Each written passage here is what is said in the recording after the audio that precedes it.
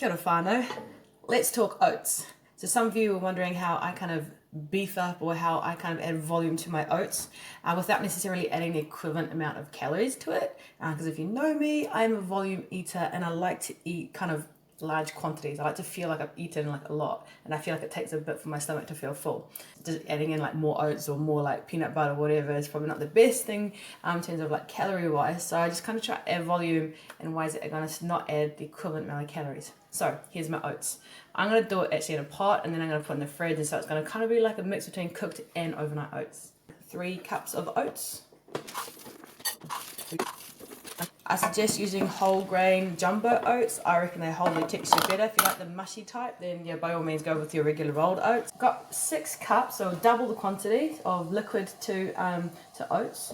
Of just whatever liquid you want. You can use straight water. I've got a mix in here of water, almond milk and coconut milk, just because I had some leftover tins of coconut milk that I just need to get rid of. Now to add some flavouring, cinnamon sticks actually.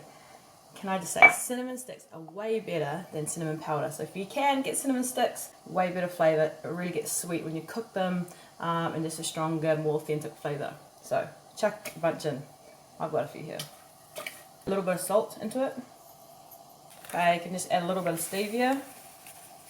Also, for the sweetness and flavour, I've got actually a yuccan syrup. It's only by fluke. It's not like I go out and try to find this stuff. It's like a honey. It's from a root veggie.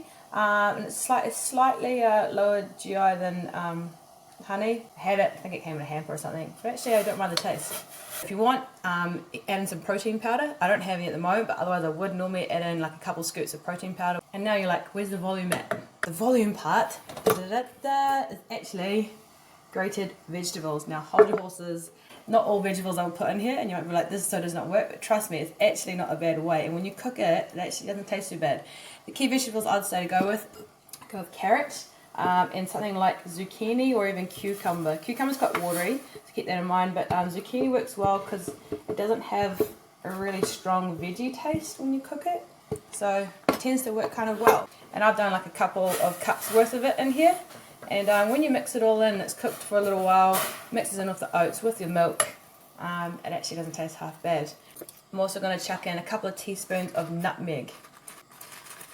It's sort of like a bit of a play on like carrot cake sort of spice. And just give it all a good mix.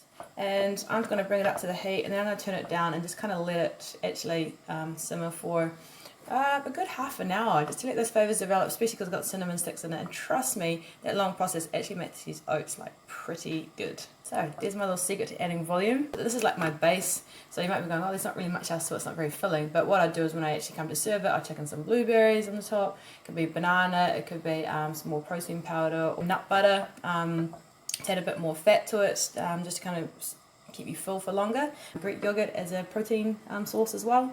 But this is my base that I keep, and then I just add my toppings on later. That's how I prefer to do these.